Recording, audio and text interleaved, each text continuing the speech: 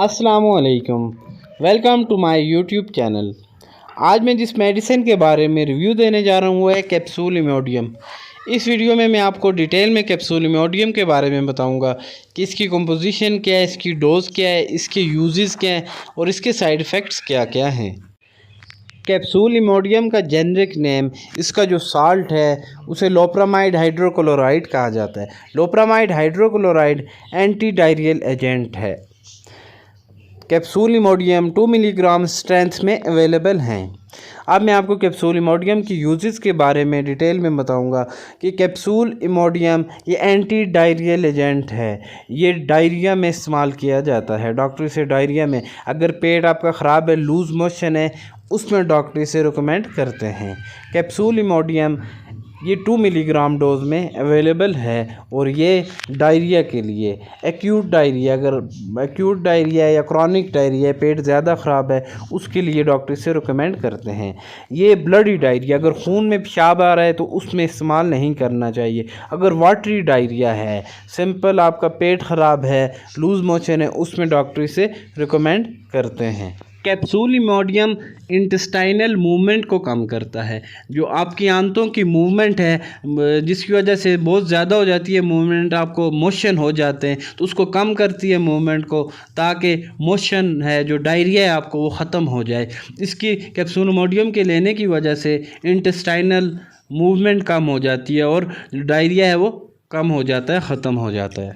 IBS, irritable bowel syndrome, इस disease में अक्सर पेट ख़राब रहता है, पेट में दर्द रहता है। डॉक्टर इसके लिए भी कैप्सूल इमोडियम को प्रिस्क्राइब करते हैं। अगर जिन मरीज़ों को IBS है, इरिटेबल बाउल सिंड्रोम है, बार बार उनका पेट ख़राब रहता है, अक्सर पेट उनका ख़राब रहता है, मोशन रहते हैं, उसके लिए भी डॉक्टर कैप्सूल इमोडियम एडवाइज़ करते हैं। डायरिया के लिए, लूज़ मोशन के लिए, अगर आपका पेट मुसलसल ख़राब है और आप अगर फ्लैजेल या और मेडिसिन ले रहे हैं, उनसे आपका पेट नहीं ख़राब होता, तो फिर आपको कैप्सूल इमोडियम लेने चाहिए। कोई भी मेडिसिन आप डॉक्टर की एडवाइस के बगैर बिल्कुल इस्तेमाल ना करें। कैप्सूल इमोडियम, इसके बहुत सारे साइड इफ़ेक्ट्स हैं। इसके साइड इफ़ेक्ट्स के बारे में मैं आपको बताता हूँ। कैप्सूल इमोडियम के जो कॉमन साइड इफ़ेक्ट्स हैं उसमें नोज़िया, वॉमिटिंग, तबीयत ख़राब होना, उल्टी होना, स्किन रिएक्शंस हो सकते हैं, आपकी स्किन पर दाने निकल सकते हैं, ख़ारिश हो सकती है, एब्डोमिनल क्रैम्प्स पड़ सकते हैं, पेट में आपके दर्द हो सकता है।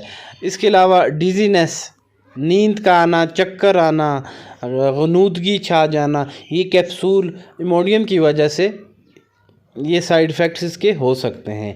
अब मैं आपको इसकी हाई रिस्क ग्रुप बताता हूँ, कॉन्ट्राइंडिकेशन बताता हूँ, किन किन बीमारियों में या कौन कौन से लोग ये कैप्सूल इस्तेमाल नहीं कर सकते। कैप्सूल इमोडियम, अगर लीवर का कोई मसला है, जिगर का, तो वो लोग इस्तेमाल नहीं कर सकते। किडनी का कोई इन्फेक्शन है, उसमें इस्तेमाल नहीं करना चाहिए। प्रेग्नेंट मदर्स, अगर जो हामला ख़वातीन वो इस्तेमाल ना करें। जो माएँ अपने बच्चों को दूध पिला रही हैं वो भी इस्तेमाल ना करें। अगर आपको कैप्सूल इमोडियम के लेने की वजह से आपको कोई रिएक्शन हुआ हो, सांस की तकलीफ़ हुई हो, आपकी स्किन पर रैशेस पड़ गए हों, दाने निकल गए हों, तो दोबारा कैप्सूल इमोडियम बिल्कुल इस्तेमाल ना करें। कोई भी मेडिसिन है, डॉक्टर की एडवाइस के बगैर बिल्कुल इस्तेमाल ना करें। इस वीडियो को बनाने का मकसद सिर्फ़ आपको कैप्सूल इमोडियम के बारे में इंफॉर्मेशन देना थी कि इसके यूजेस क्या हैं, इसकी डोज़ क्या और इसकी साइड इफ़ेक्ट्स क्या क्या हैं। कैप्सूल इमोडियम ये एंटी डायरियल एजेंट है।